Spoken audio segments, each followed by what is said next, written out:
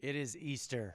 It is Easter 2020. We will always remember this day right here. We will always look back on it. I'm curious, even a year from now, we will look back and we're just like, remember the room just being empty, the online, which by the way, been awesome. But that energy of the momentum of people being here, and like just at a selfish level, the energy of a room that's full when people walk in, people you haven't seen in a while. At a personal level, the energy of someone who's maybe experiencing the concept of Jesus for the first time. There's something about that just kind of just like a shot of energy. And so this is probably the first time at a selfish level that I'm like, oh, the online's cool, but I miss the energy level of that service. But here's what I want to do. I want to make sure that the clarity, for the sake of Easter, here's what I do know. There will be people that are tuning in from a safe place, just a safe place to observe, we just want to get a view. We're not saying yes. We're not saying no. We just want to get a view. And so I want to be very clear that on this sermon, more than ever, there is not preaching. There's not emotion. It's not excitement. If you're watching this sermon today, you're going to get just a really clear understanding of the gospel, of the message of Jesus, without my opinions, without the distractions, and actually, what's crazy, without the distractions of a full room. Let's get started. I don't want to try to reduce the story of Easter, but I want to simplify. Let's just simplify the story to one verse if we can. I want to take the entire concept of Easter. The reason that we are all right here on this platform, whatever that looks like for you, is that Easter, I want to put it into one verse, and that verse is Galatians chapter 5, verse 1. It is for freedom that Christ has set us free. Stand firm then, and do not let yourselves be burdened again by a yoke of slavery. There is an impossibility in that verse. And I know it sounds simple, but the reason it sounds simple is that we are so familiar with the word freedom, but we are impossibly disconnected from the concept of freedom. And I have to explain that so it'll make sense. Jesus is saying that he's trying to offer us a freedom, and our natural knee-jerk is to go, great, we know what that means. We think of freedom from a human perspective. Lacey, one of the things that Lacey says all the time is, I just want to be free. I want to be free. She's claustrophobic, and I think it's worn off on me. I think I'm claustrophobic now. I just want to be free. I don't want to feel indebted. I don't want to feel like restricted. I just want to feel free. And like today, I was on the four-wheeler illegally on the road, driving my four-wheeler to go look at it and see a friend, and like the sun's shining. It's going to be 70 degrees here today. Perfect weather, like the dogs are out running around. I'm on the four-wheeler, and if you were to ask me, Jordan, what does freedom feel like? My human response would be that moment where I'm restrictionless, I'm free, I'm doing what I want, I'm out seeing friends. That to me is how freedom feels. America, the 4th of July, we think like baseball, we think of, for me, like the four-wheelers on the roads, my kids running around, being free to live their lives. A lack of maybe a restriction, a lack of authority, basically freedom to run our own show. And so when we go to Galatians and Jesus says that the point of what he's doing is freedom, it would be so easy to go, how is that Easter? How is that what Easter is about? Because we're very familiar with freedom. How does that have anything to do with the cross? We're in a series right now about open windows, about there are seasons of life where a window will open and we'll see things more clearly or more truthfully or more realistically. And that moment doesn't last forever. After you lose someone close to you, a window opens, a perspective of like, hey, there's things I need to be doing maybe a little better, a little different, near-death experiences, things like that.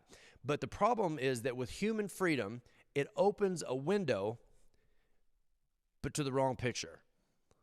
When we say, I want to be free, I just want to be free of restriction, it opens a window that maybe if I can just run my own show, if I can have my own life, if I could be my own boss, if I could be financially free, if I had forget about you money, there's ways that we could envision our own freedom, and the window opens and it looks really tempting, and we go, that is really what I want. I want freedom from the restriction. But here's the problem. Let me say it this way, and this is where I feel like we're starting to pivot. We're going to pivot more into the sermon, is that if your freedom starts with, I will be free, or I feel free, or I am free, as long as, then whatever follows as long as actually has the power over you. So at times you can go, I feel free when no one's in charge of me. as long as I'm in charge. What you're saying is I am free, but only in this small vein of life where I am running my own show. And then what that opens the door to realize is, oh, wait a minute. Maybe what we have as Americans, just at a national level, what we have is conditional freedom. Freedom that feels good, but can only exist in a certain scale. That maybe when God says, I have a desire for you to be free, that it goes beyond even our patriotism. As long as, whatever follows, as long as has the real power over your life. And if you would say that freedom requires you to be in charge, see how limited you've become? I'm only free when, I'm only free if, you could easily say I'm restricted to or I'm relegated to my freedom in this small amount of space. John chapter 8, if you put this in biblical terms. Verse 31, he's talking to the leaders, the Jews who believed in Jesus, and he said this. He said, if you hold to my teaching, you are really my disciples.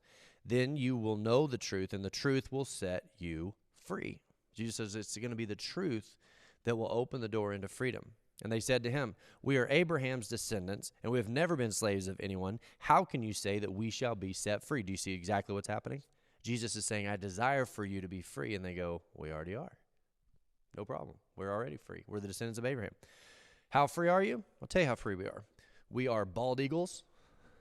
We are baseball, American flags, guns. We're as free as it gets. See, that's the peak. That's the pinnacle of our concept of freedom is we are America free. We're American dream free. That's how free we are. Almost like we don't need your freedom. Just go, I want you to be free. They go, we don't need your freedom. Has anybody, have you ever seen Monty Python, The Search for the Holy Grail?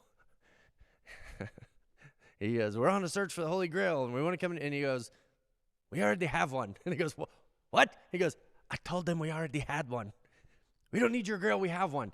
And it's crazy, a stupid reference, but as crazy as that is, it's like Jesus, the Son of God, is saying, I want you to be free. And they go, we don't need your freedom. We already have our own freedom. Here's what's crazy about that. They were not free. They were under the control of Rome. They were under Roman rule, but they were in a position to self-regulate. They were restricted in their freedom, but they didn't feel the restriction of their freedom because they lived in a place where their personal lives, they were self-regulating. And as long as they were in control, as long as they were running the show, they felt what? Free. They felt free, even though they know that there was restrictions overhanging their freedom. They didn't feel the restrictions because they felt free in their self-regulation. Okay. They weren't free. They just felt free. Let me say it this way. If you're up to your eyeballs in debt right now, no judgment. This isn't a judgmental thing to say. But if you're up to your eyeballs in debt, you can be living in the freedom of the United States, but you are a slave to whoever you borrowed the money from. You get up every day and you go to work and you give someone else what you worked for that day because of a promise that you made that gave away your financial what? Freedom. Do you see how quickly the ground starts to get shaky? You live in the freest nation in the history of humanity, and yet you are a slave to the person or the company or the entity that you borrowed the money from. Maybe say it this way. You're not totally free. You just chose your own master. Because you chose the master, you felt like that you were free. I'm free because I chose that as my master. They were slaves, but they had a badge. And when I say a badge, you think of like a police officer. A police officer, he will show you his credentials. He has this little badge. And he'll show you his badge, and he'll say, because of this badge, there's a power represented behind this badge that gives me an identity. It gives me an authority. It gives me a power.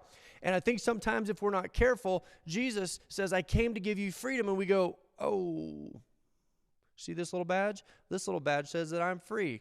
What we're seeing right now is what's crazy, what's scary, is that what we're seeing right now is that as a nation, how quickly things could change. How quickly the freedom that we just assume is this God-given authority that we have that can never be taken away, we're at least seeing like, whoa, we are not as on solid footing as we thought we were.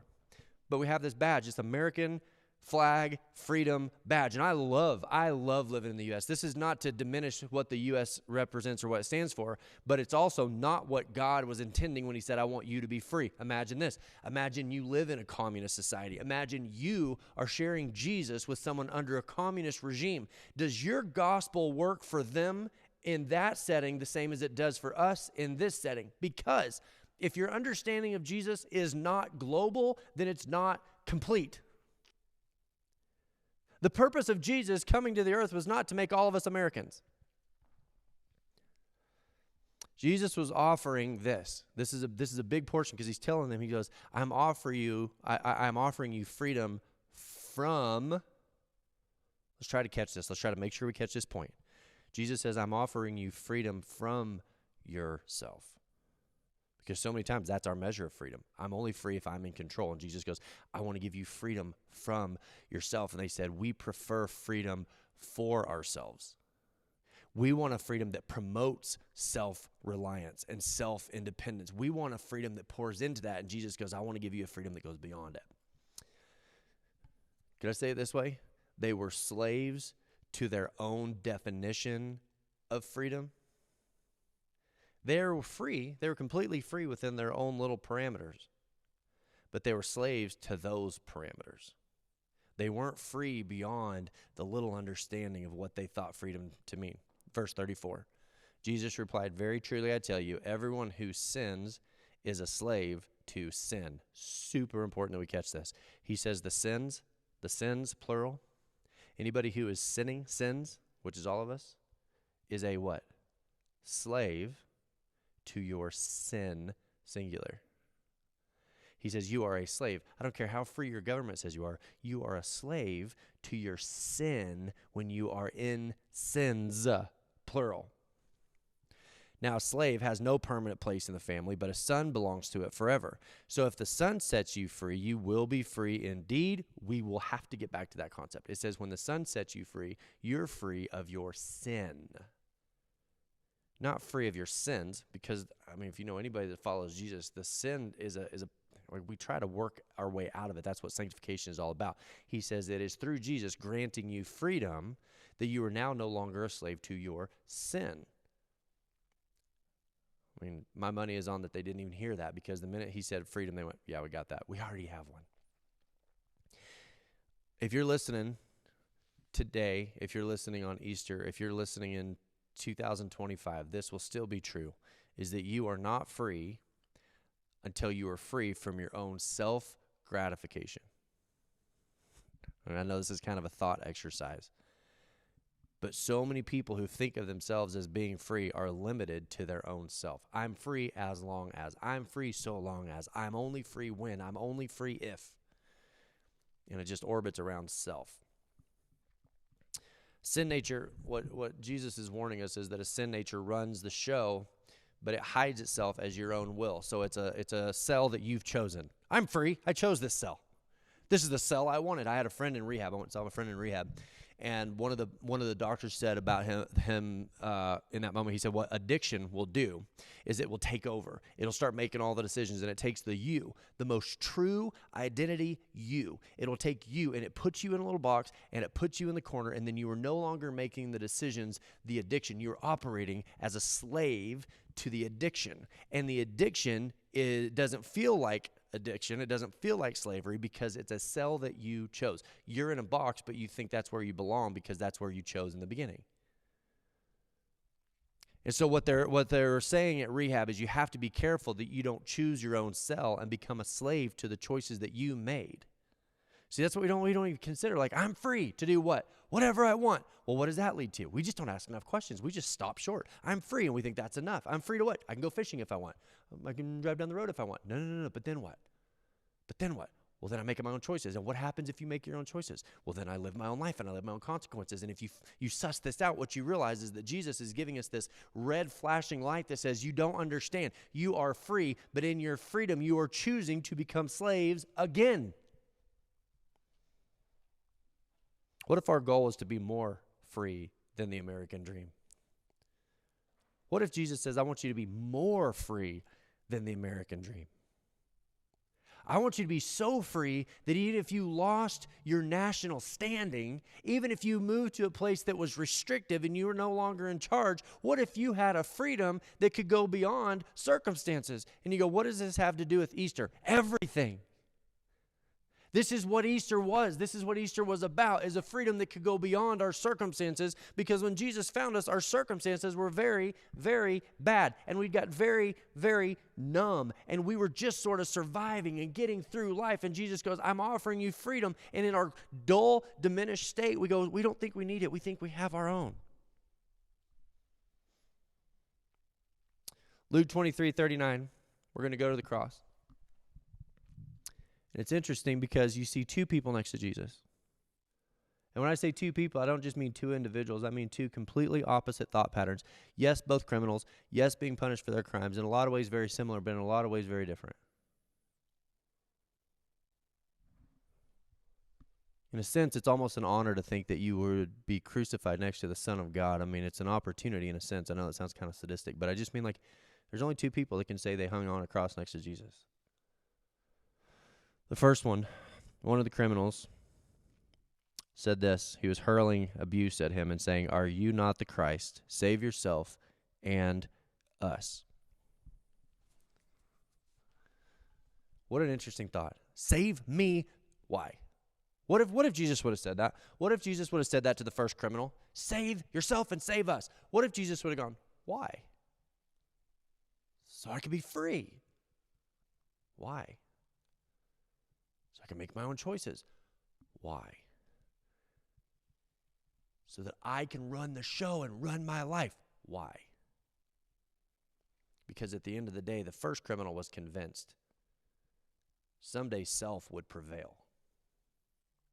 That if given enough time, if given enough opportunity, that somehow, despite all the odds, beside all the evidence, this is a guy that is literally bound by his wrists and his ankles to the cross where he would die, where he would perish. His road of self was ending. He was at the end of the road for self, and yet somehow he had such confidence in the concept of self and self-freedom that he thought with one more chance it would be different.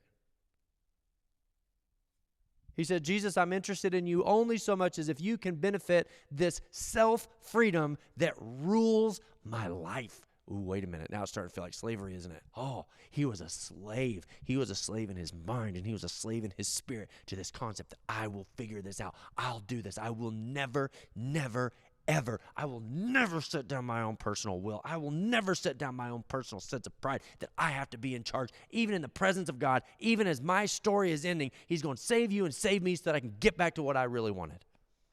Where is that confidence coming from? Such unearned confidence that someday self could prevail. Do you see it? The window is closed. His window is closed. He's looking at Jesus. He's looking at the physical act that was actually the precursor to the spiritual act that is going to save all of humanity. And here's what's so insane to me is he said, get down off the cross and damn us all.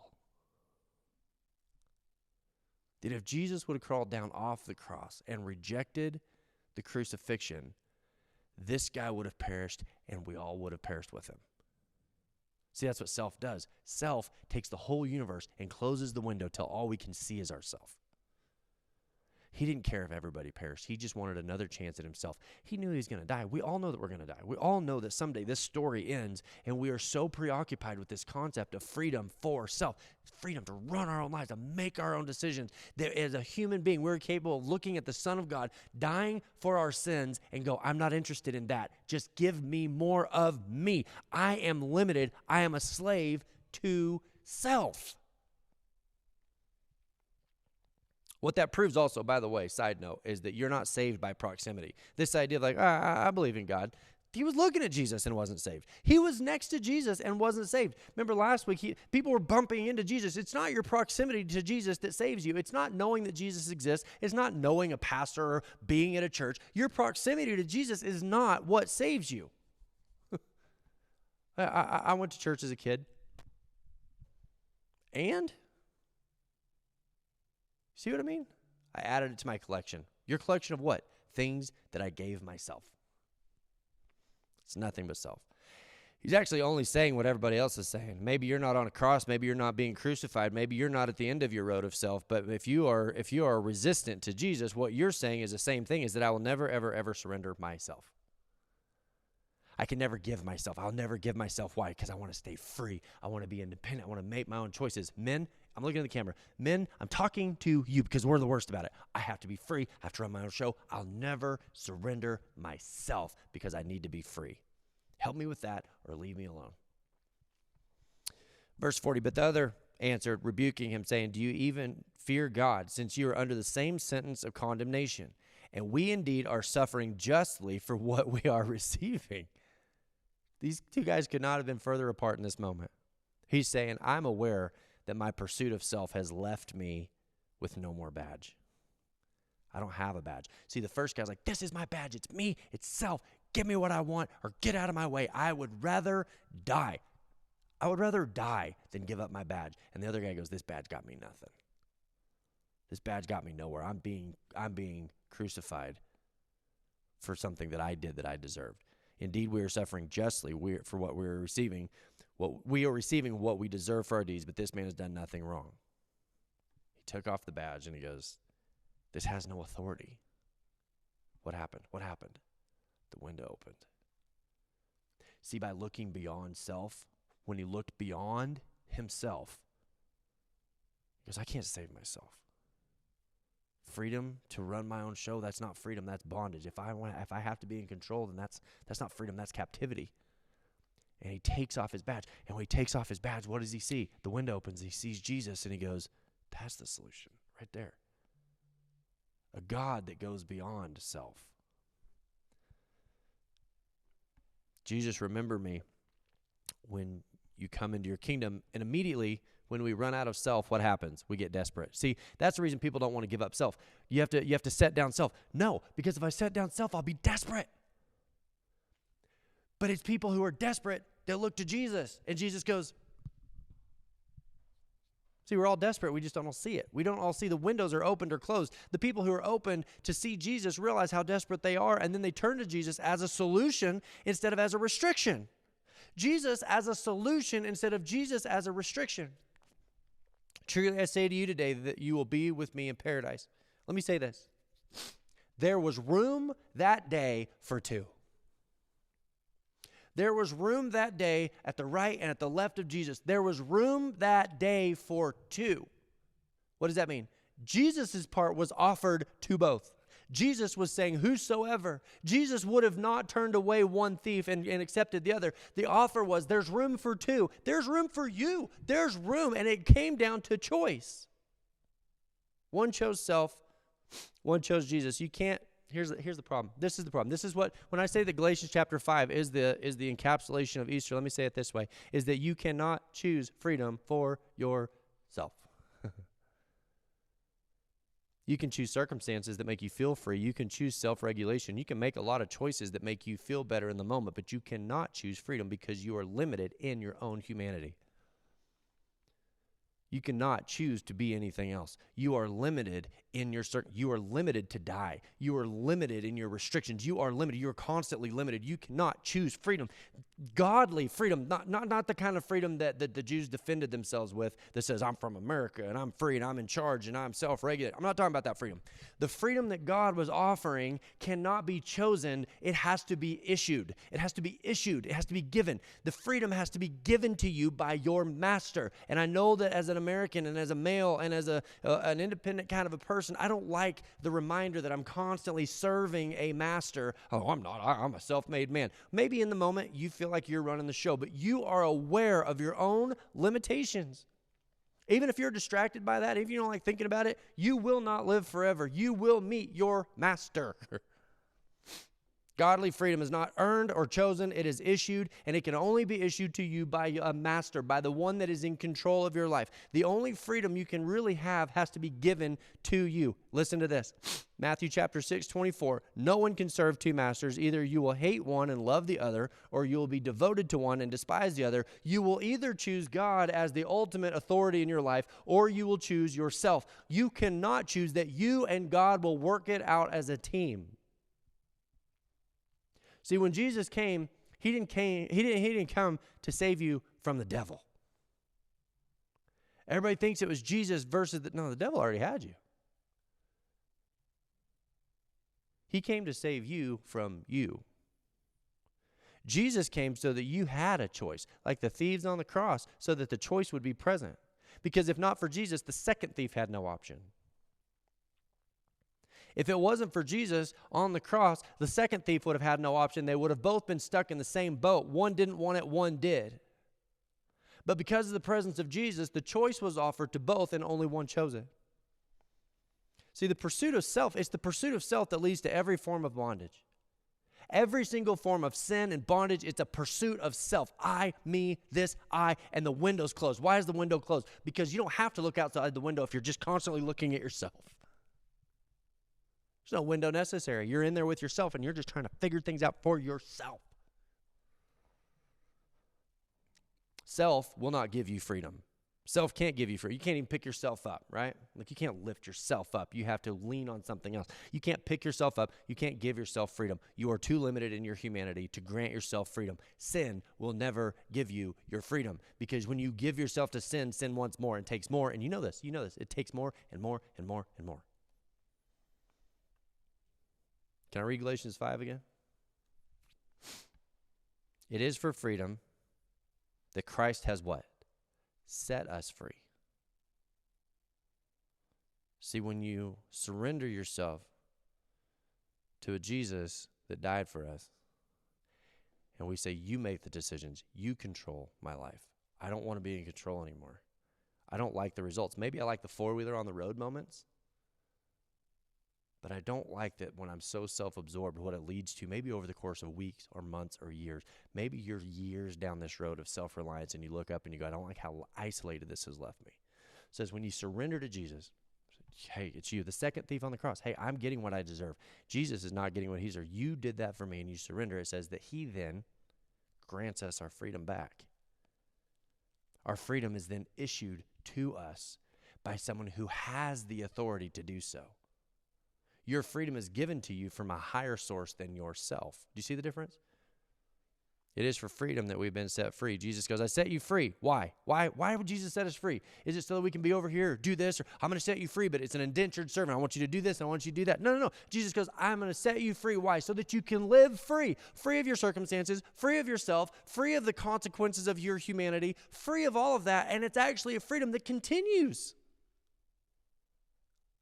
Our clock is not winding down. I mean, you hear people like right now, it's crazy how often you hear the words, people are dying. Everybody's trying to shame everybody. People are dying. People have always been dying.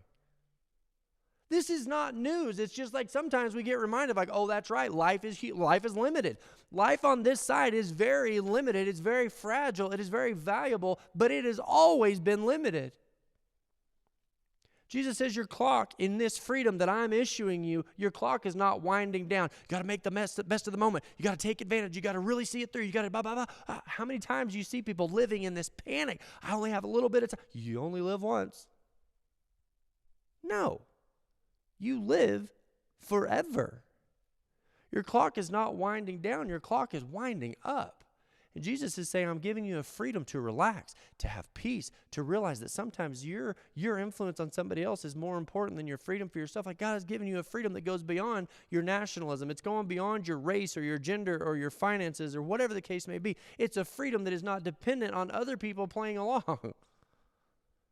That's what the cross was about. He says, you are slaves to yourself, and I came so that you can be free from you. What just happens? What just happens when we go, wait a minute. Maybe I'm free in this moment, but I'm not free from my humanity. I can't be self-reliant. I can't do for my family what I want done. I can't be the be-all, end-all. The most self-reliant people are going to be the ones that struggle with this the most, just so you know. But when we reach the end of ourselves and we realize that this badge of self that we've been carrying around and using it, so I can do this, I can do that, I'm okay, I can, When you realize the limited nature of what that kind of human freedom brings, that's what salvation is, that moment. See what I just did? When you take self and you look beyond self and you go, you take that. That's salvation. That's what salvation is. That's Jesus saying, we'll trade. It's not Jesus saying, get down and be a slave. You get down and you bow. Jesus is going, give me the restrictions and I'll give you the freedom. I'll give you the freedom that even as you are being punished on a cross for your own violation against humanity, even as you are being punished and deemed, listen, please don't miss this, even as society is deeming you so worthless to be put to death, Jesus sees you as a life worth saving. It's a freedom that goes beyond our understanding of freedom. It's a freedom that goes beyond self-reliance. It's a freedom that says, give me Jesus, because it is Jesus who then issues. It's Jesus who issues our freedom. Every other servant, every other master, every other follower, everything else leads to more and more restriction and more captivity. You know why you don't trust God? Is because you have seen your servants in the past restrict you, and you're afraid that God might be like one of them. God's going, I came so that you can have life and life more abundantly and that you can be free. Why? It says it is for freedom that you've been set free. Why did he set you free? So that you could stay what? Free. Let's pray. Lord, for the people who are listening to this on whatever platform, whatever day, God, the reality is it's not going to be the moments of pleasure that drive us to you. Because sometimes when we're in control of our own lives, it feels good. It feels like this is okay. We don't think about sustainability issues. We don't think about what happens 30 or 40 or 50 years down the road, which is inevitable. I mean, the future is coming. God, we can put off the concept of our need for you for a short period of time. But God, for people who've been in it long enough now to realize that self doesn't lead anywhere, self just leads to more bondage and more captivity. For those of us, God, that are just the people that are piled up in debt and working for someone else, people that are in marriages where they're just a slave to the things that they've created for themselves, God, they're a slave to a bad marriage because they haven't been a contributor or whatever. Like, Lord, everything that we do leads to bondage. But Galatians says that you came so that we could be free in a way that we couldn't create for ourselves. God, that we are limited, that when we reach the end of our road, we take off our badge of self and we set it down. Lord, that is what salvation is. It's a reliance on you and your goodness. And as a result, God, you issue us a freedom from the things that make us human. We are free to live life with an eternal mindset, not a limited, panicked, chasing life from the back of the race. God, you put us at the front of the race. You put us in the lead, and you go, just live with a freedom and a peace today that's available to you only through Jesus. Pray in Jesus' name. Amen.